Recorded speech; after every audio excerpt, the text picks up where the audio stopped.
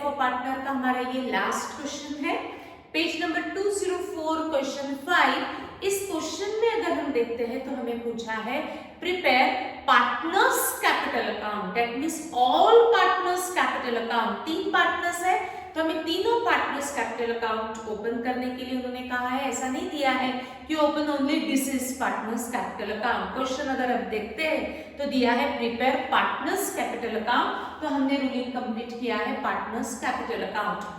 उसके नीचे मैंने प्रिपेयर की है वर्किंग नोट, और इस वर्किंग नोट में मैंने ओपन किया है P&L एडजस्टमेंट अकाउंट। फिर ये ओपन करने का ऑब्जेक्ट क्या है, क्योंकि at the time of revaluation हमें रिवैल्यूएशन का प्रॉफिट लॉस कैलकुलेट करना पड़ेगा, और ये रिवैल्यूएशन का प्रॉफिट लॉस हमें डिस्ट्रीब्यूट करना पड़ता है अमंग्स्ट ऑल पार्टनर्स। तो कितना प्रॉफिट हुआ, कितना लॉस हुआ, ये फाइंड आउट करने के लिए हम ओपन करेंगे रिवैल्यूएशन अकाउंट। आप इसको रफ में भी ओपन कर सकते हो, बट इसको मैंने वर्किंग नोट में ओपन किया हुआ है, ठीक, क्योंकि वर्किंग नोट जितने भी कैलकुलेशंस होते हैं वो हमारे वर्किंग नोट का पार्ट होना ही चाहिए। चाहे कोई भी आप कैलकुलेशन करो उसको शो करो वर्किंग नोट में, ठीक। तो मुझे रिवैल्यूएशन का प्रॉफिट लॉस कैलकुलेट करना था, इसलिए मैंने उसको वर्किंग नोट में ओपन किया। फिर गुडविल का वर्किंग नोट आ सकता है, फिर प्रॉफिट का वर्किंग नोट आ सकता है, और अगर कोई कैलकुलेशंस होंगे तो वो मुझे वर्किंग नोट में शो करना पड़ेगा।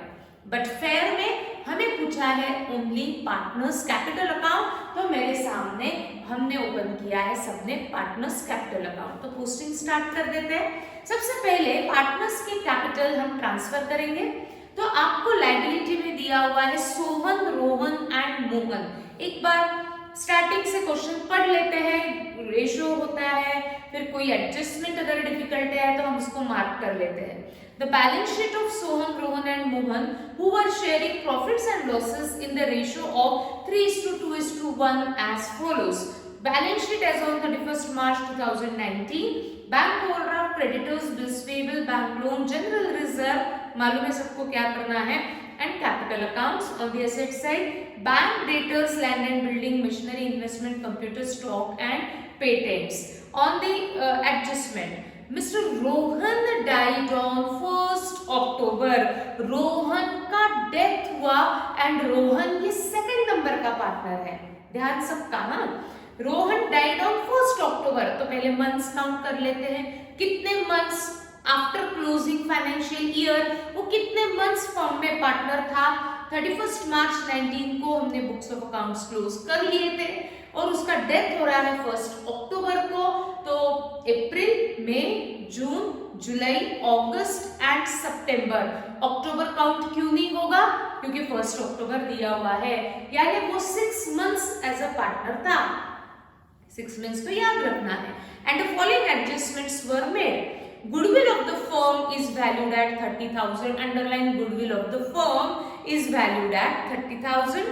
Land and building and plant and machinery were found to be undervalued by 20%. Underline were found. Were found is adjustment में ये दोनों वर्ड्स बहुत इंपॉर्टेंट है। were found to be undervalued by 20%. Investments are valued at 60,000. Stock to be undervalued, underline to be undervalued by 5,000. And provision of 10% as debtors was required. Patents were valueless, underline patents were valueless. Then Mr. Rohan was entitled to share in profit up to the date of death, and it was decided that he may be allowed to retain his drawings as a share of profit. Underline this, बहुत कुछ दिया हुआ है। Rohan's drawings till the date of death was rupees 25,000. Prepare partners capital account. Revaluation profit. Prepare partners capital account दिया हुआ है, ठीक। अब हम पोस्टिंग स्टार्ट कर देते हैं। सबसे पहले पार्टनर्स कैपिटल ट्रांसफर कर दो। सोहन, रोहन एंड मोहन, सबके पार्टनर्स के कैपिटल्स है 20 लिख लेते हैं। पार्टनर्स कैपिटल अकाउंट के क्रेडिट में by balance brought down 20 and 20. 20,000, 20,000 and 20,000. General reserve को डिस्ट्रीब्यूट कर देंगे अमंगस्ट ऑल पार्टनर्स, क्योंकि सारे पार्टनर्स अकाउंट हमने ओपन किया. General reserve is 27,000 and profit sharing ratio which was given in the question at 3:2:1.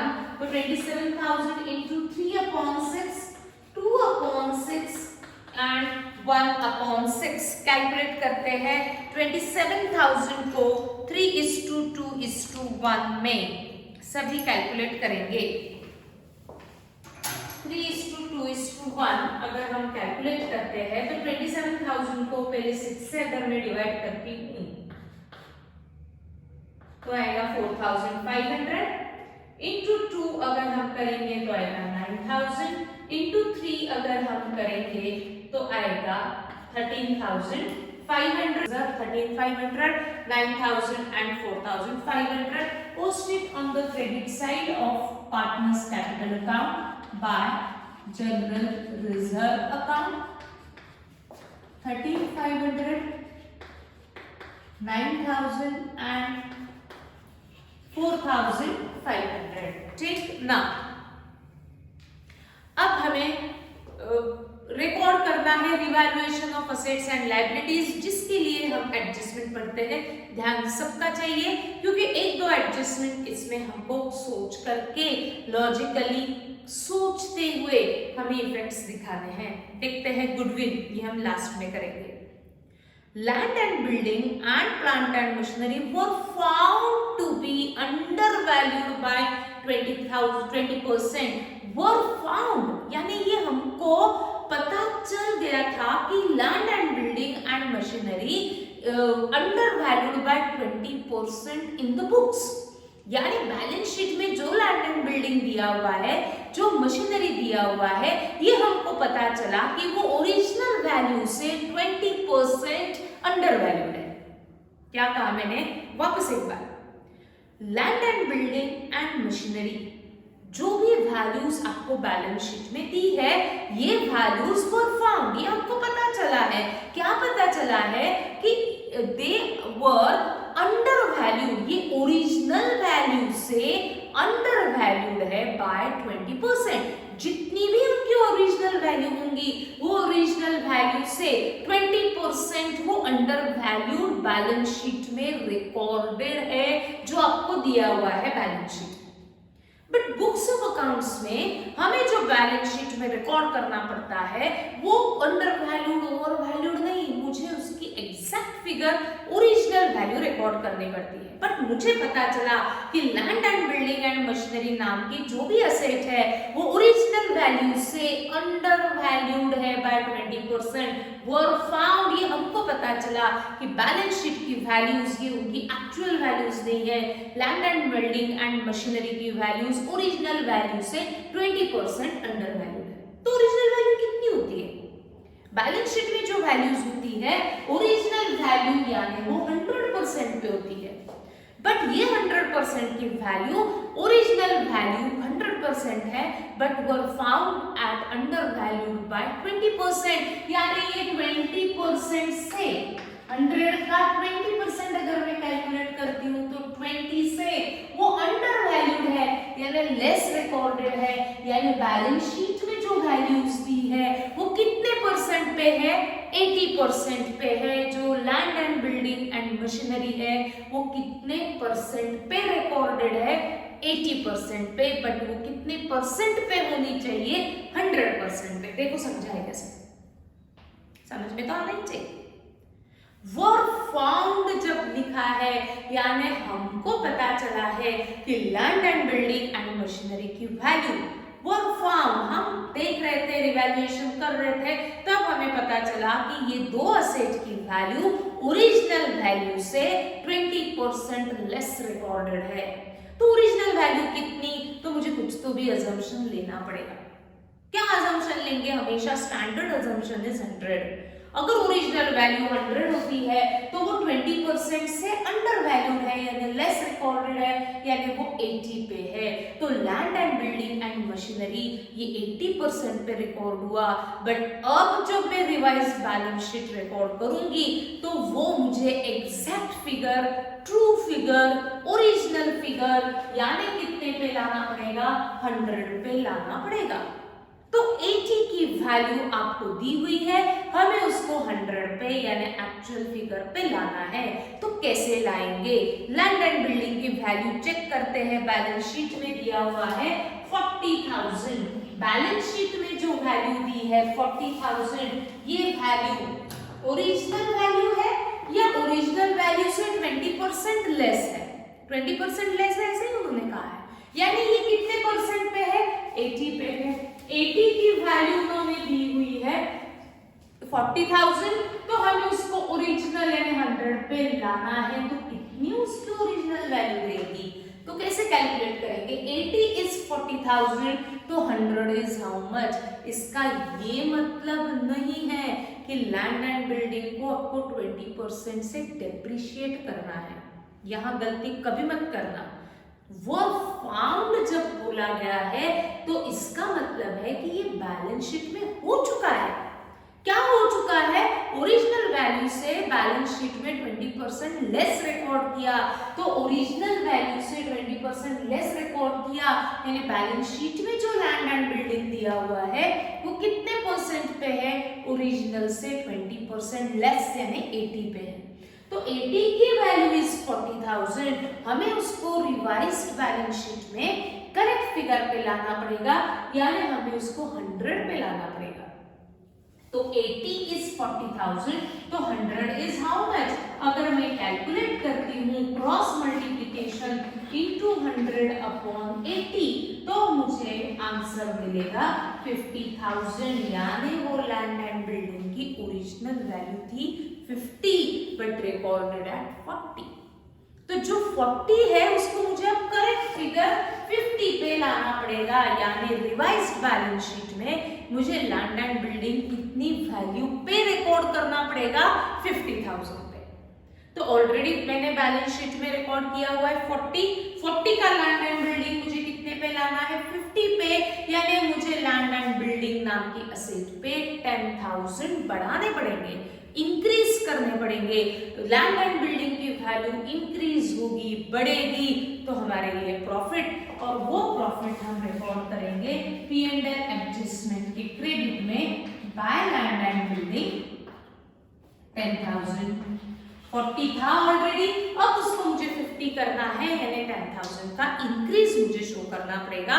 That is revaluation हो रहा है लैंड एंड बिल्डिंग पे, इंक्रीज बाय 10,000।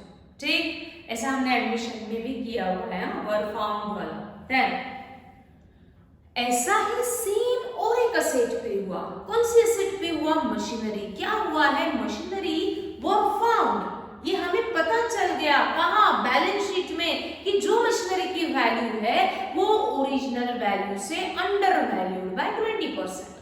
मशीनरी की वैल्यू भी ओरिजिनल वैल्यू से 20% लेस रिकॉर्डेड है। कितनी होगी ओरिजिनल वैल्यू हमें नहीं मालूम, तो मैं अजम्पशन लेती हूँ अगर ओरिजिनल वैल्यू 100 है तो वो 20% से लेस रिकॉर्डेड है। तो 100 का अगर मैं 20% कैलकुलेट करती हूँ तो 20 से वो लेस रिकॉर्डेड है, यानी अगेन मशीनरी जो बैलेंस शीट में रिकॉर्डेड है वो कितने परसेंट पे है? 80% पे है। तो 80 की असेट को मुझे उसकी ओरिजिनल वैल्यू यानी 100 पे लाना पड़ेगा। तो देखते हैं मशीनरी की वैल्यू कितनी दी हुई है? 80,000। 80,000 ये वैल्यू 80% की है, क्योंकि बैलेंस शीट में जो रिकॉर्डेड है वो 20% से लेस रिकॉर्डेड है, यानी वो 80 की वैल्यू है। 80 की वैल्यू इज 80,000, तो 100 की वैल्यू इज हाउ मच? क्योंकि मुझे उसको ओरिजिनल वैल्यू पे लाना पड़ेगा। क्रॉस मल्टीप्लिकेशन 80,000 into 100 अपॉन 80 अगर हम करते हैं तो वो आएगा 1 लाख, यानी 80,000 जो बैलेंस शीट में वैल्यू है उसको करेक्ट फिगर पे मुझे लाना है, यानी 1 लाख पे लाना है, यानी अगेन मुझे मशीनरी नाम की असेट पे 20,000 का इंक्रीज दिखाना पड़ेगा, क्योंकि मुझे उसको करेक्ट फिगर पे लाना पड़ेगा। तो लैंड मशीनरी नाम की असेट पे 20,000 इंक्रीज हुआ, यानी प्रॉफिट हुआ। वो प्रॉफिट हम रिकॉर्ड करेंगे रिवैल्यूएशन अकाउंट के क्रेडिट में bye machinery account 20,000, bye machinery account 20,000।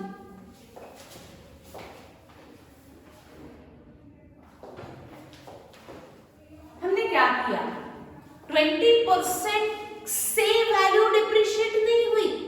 Work found जब लिखा जाएगा इसका मतलब है कि ये ऑलरेडी लेस करके रिकॉर्डेड है, उसको आपको करेक्ट फिगर पे लाना है। 20% से लेस रिकॉर्डेड है यानी वो 80 पे है। अगर ऐसा होता कि work found under valued bye 10%, यानी वो बैलेंस शीट की वैल्यू 90 पे है, आपको उसको 100 पे लाना पड़ेगा। ठीक, तो इस तरीके से वर्क फाउंड जब लिखा है यानी ये पास्ट में हो चुका है, जो बैलेंस शीट की फिगर्स है वो ओरिजिनल वैल्यू नहीं है, वो 80 पे है, उसको मुझे ओरिजिनल पे लाना पड़ेगा। तो वैल्यू कैलकुलेट की, डिफरेंस देखा, कंपेयर किया, old value 40, new value 50, increase, asset increase यानी profit. Old value 80, new value 1 lakh, asset increase means profit, profit को रिकॉर्ड किया। ठीक, now next investments are valued at 60,000। Investment की वैल्यू आज आपको कितनी वैल्यू करनी है, 60। तो मैं कंपेयर करती हूँ ओल्ड वैल्यू के साथ, ऐसा कहीं नहीं दिया work found under valued over valued, that means revised figure of investment given at 60,000 compare with old value of investment। Investment का वैल्यू है 40,000, revalued at 60, that means investment की वैल्यू बढ़ चुकी है, असेट की वैल्यू बढ़ चुकी है, ये profit. Investment sorry profit is 20,000, 20 का इन्वेस्टमेंट सॉरी 40 का इन्वेस्टमेंट 60 पे आ चुका है, यानी 20,000 का increase. Then next, stock to be undervalued by 5,000। what is the meaning of to be undervalued? ऐसा नहीं दिया कि स्टॉक वर फाउंड अंडरवैल्यूड, यानी ये पास्ट में नहीं हुआ है। स्टॉक टू बी अंडरवैल्यूड यानी आपको प्रेजेंट में उसकी वैल्यू कम करनी है। ये समझा है क्या सबको? वर फाउंड अंडरवैल्यूड नहीं दिया, यानी स्टॉक बैलेंस शीट में अंडरवैल्यूड करके नहीं दिया है। Stock to be undervalued, to be undervalued यानी आज आपको स्टॉक की वैल्यू 5,000 से कम करनी है, दैट मींस स्टॉक पे ये डेप्रिसिएशन है। ठीक, दोनों में डिफरेंस समझा है। पॉइंट नंबर 2 और 4, 2 में वर्क फाउंड लिखा है, वर्क फाउंड यानी ये बैलेंस शीट में हो चुका था 20% से लेस, इसीलिए वो 80 पे था। बट फोर्थ पॉइंट क्या कहता है, स्टॉक टू बी अंडरवैल्यूड यानी आज आपको स्टॉक को 5,000 से कम करना है। आज मुझे 5,000 से कम करना है, तो आज मेरे लिए वो लॉस है, लॉस है, इसीलिए P&L एडजस्टमेंट के डेबिट में टू स्टॉक अकाउंट 5,000 वर्डिंग्स पे आपको ध्यान देना पड़ेगा हमेशा। ठीक, स्टॉक की वैल्यू आज 5,000 से कम हुई यानी आज मेरे लिए लॉस हुआ, इसीलिए वो लॉस को मैंने रिवैल्यूएशन के डेबिट में रिकॉर्ड किया। Now and provision of 10% as debtors was required, that is RDD. RDD old है क्या, पहले चेक करो, नहीं है तो बहुत अच्छी बात है, डायरेक्ट जो भी आरडीडी आएगा वो आपका लॉस। डेटर्स है हमारे 30,000 at RDD at 10%, that means 3,000 is our loss. P&L adjustment के डेबिट में टू आरडीडी अकाउंट 3,000। आगे बढ़ते हैं। उसके बाद पेटेंट्स वर वैल्यूलेस। क्या मीनिंग होता है वैल्यूलेस? वैल्यूलेस यानी आज पेटेंट की वैल्यू 0 हो गई है, उसकी कोई वैल्यू ही नहीं है। देखो पेटेंट की ओल्ड वैल्यू कितनी है, patent was given in balance sheet at 12,000, but आज उसको वैल्यू किया तो उसकी वैल्यू 0 है, यानी 12,000 का पेटेंट 0 पे आ चुका है, यानी 12,000 पेटेंट पे रिडक्शन हो गया ना। जो 12,000 की असेट है वो जीरो पे आ गई। जीरो पे कैसे आएगी? जब मैं इसमें से 12,000 माइनस करूंगी। दैट मींस 12,000 से पेटेंट की वैल्यू कम हुई असेट की वैल्यू, यानी मेरे लिए लॉस हुआ। P&L एडजस्टमेंट के डेबिट में to patents account 12,000 and revised balance sheet में वैल्यू लिखी जाएगी 0, जो आपको प्रिपेयर करना नहीं है। ठीक, देन आगे रोहन वाज एंटाइटल्ड, ये रोहन डिसीज पार्टनर से रिलेटेड है, ये हम बाद में करेंगे। नाउ हम कैलकुलेट करेंगे P&L एडजस्टमेंट अकाउंट का टोटल बैलेंस, डिस्ट्रीब्यूट करेंगे सोहन, रोहन एंड मोहन में 3:2:1। 50,000 क्रेडिट का टोटल, डेबिट 20,000 माइनस करने के बाद बैलेंस बचेगा 30,000। दिस बैलेंस हम डिवाइड करेंगे 3/6, 2/6 एंड 1/6 में। तो 6 से पहले डिवाइड कर दो, 5 दैट इज 15, 10 एंड 5। तो इसे रिकॉर्ड करेंगे 15, 10 and 5। 2 P&L adjust, two first partner is Sohan's capital, second is Rohan and third one is Mohan। तीनों के क्रेडिट है bye P&L adjustment account 15, 10 and 5। ठीक, 2 मिनट रुकती हूँ। हमने सेकंड एडजस्टमेंट क्या किया और हमने fourth adjustment and fifth adjustment क्या किया, देखो समझ में आता है क्या सबको? लाइव सेशन में हम डिस्कस करेंगे, बट अभी आपको समझ में आया है क्या? पहले check.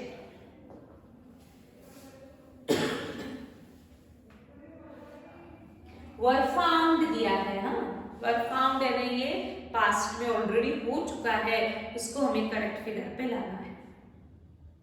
Stock to be under value यानी अभी आपको उसकी वैल्यू कम करनी है। डिफरेंस समझ में आना चाहिए। पेटेंट्स आर वैल्यूलेस यानी आज पेटेंट की वैल्यू लेस यानी 0 हो चुकी है।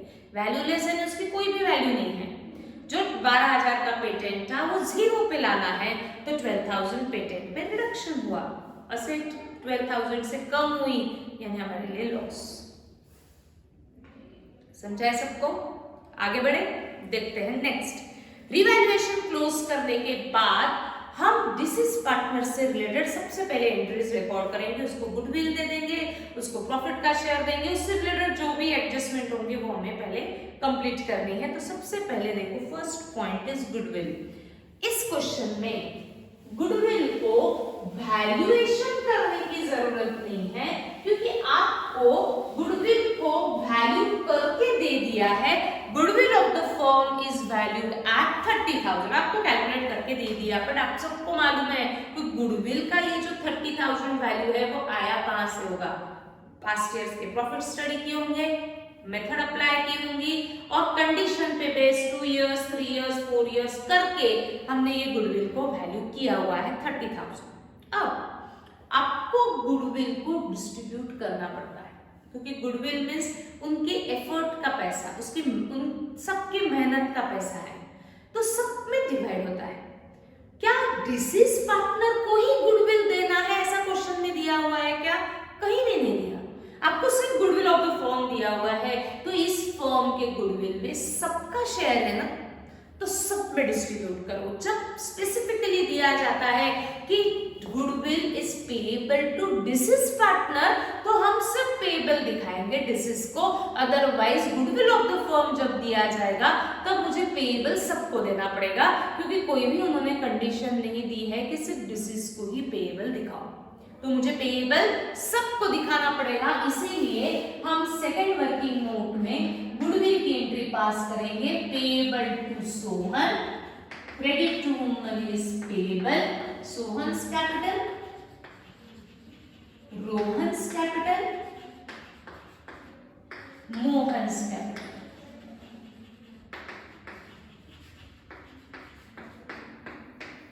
टोटल 30,000 गुडविल को डिवाइड करना पड़ेगा सोहन, मोहन एंड रोहन में।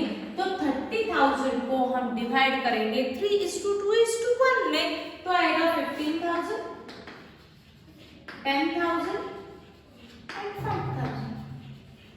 डिवाइड किया, इसको राइट ऑफ करो, ऐसा कुछ भी नहीं दिया है तो हम इसको पोस्ट कर देते हैं लेजर में, यानी पार्टनर्स कैपिटल के क्रेडिट में bye goodwill account 15, 10 and 5।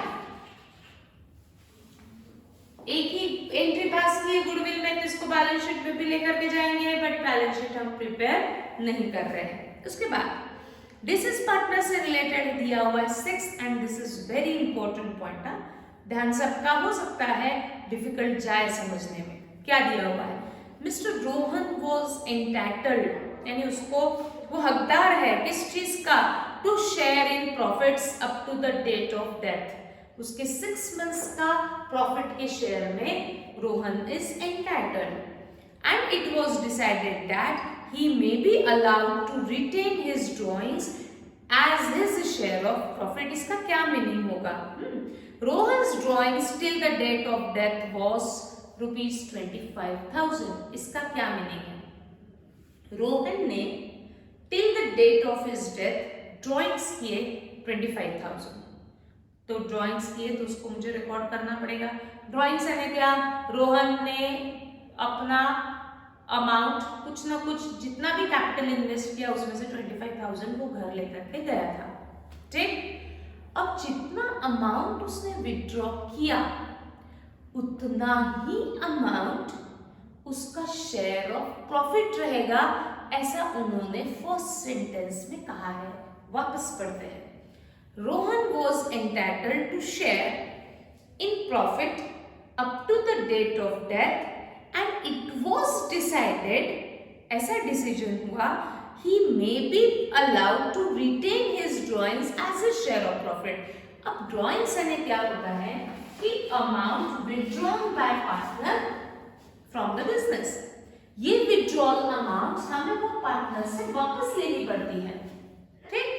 But firm ने क्या डिसीजन लिया कि जो उसने विड्रॉ कर लिए है वो हम वापस नहीं लेंगे, वही उसका शेयर ऑफ प्रॉफिट रहेगा। समझा? वापस एक बार पढ़ो क्या दिया हुआ है। Mister Rohan was entitled to share in profit up to the date of his death. ये समझा है, रोहन को उसके 6 मंथ्स का शेयर का प्रॉफिट में वो हकदार है। तो इट वॉज डिसाइडेड, क्या डिसीजन हुआ?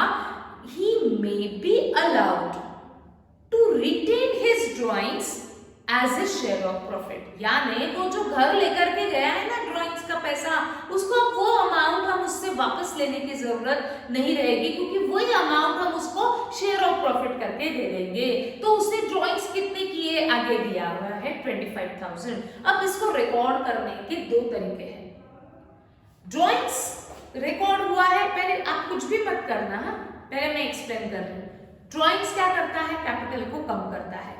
तो ड्रॉइंग्स में इसको रोहन के डेबिट में रिकॉर्ड करती हूँ, जहां कैपिटल लिखा उसके अपोजिट साइड में टू ड्रॉइंग्स 25,000।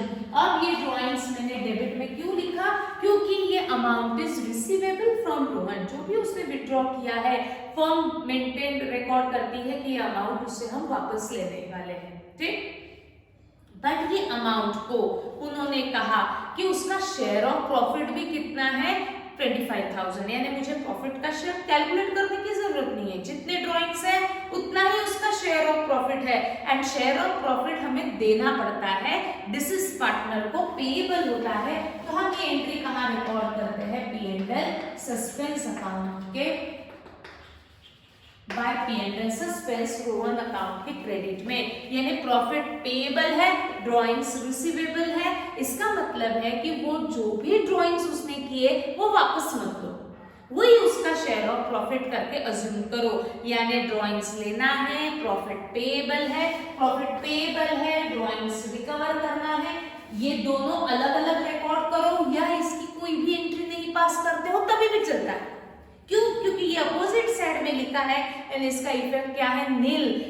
ये नील करने के लिए ये रिकॉर्ड मत करो, ऐसा वो फर्स्ट सेंटेंस कह रहा है।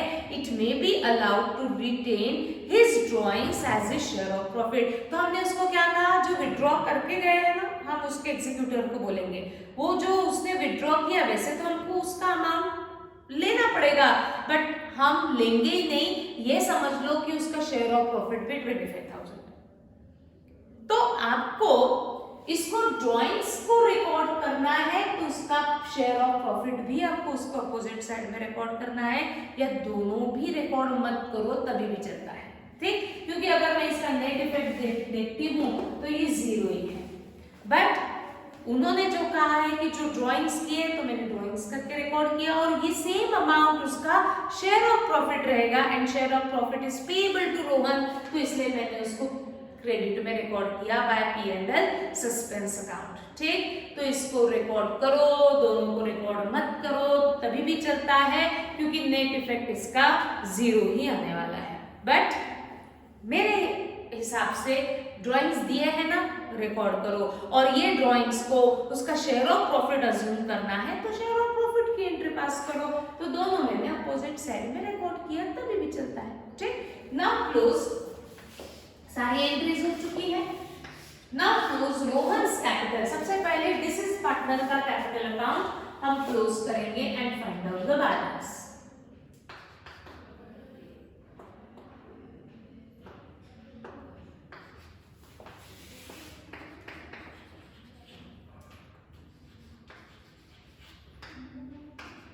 $49,000 is the balance on Rohan's capital account। अब ये अमाउंट पेएबल रहेगा रोहन को, बट ये हम उसके एग्जीक्यूटर्स के लोन में ट्रांसफर करेंगे टू एग्जीक्यूटर्स लोन अकाउंट।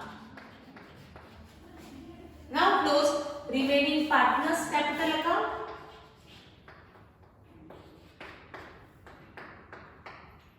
$63,500 ये कंटिन्यूइंग पार्टनर्स है, तो इसके आगे हम लिखेंगे कि बैलेंस कैरिड डाउन।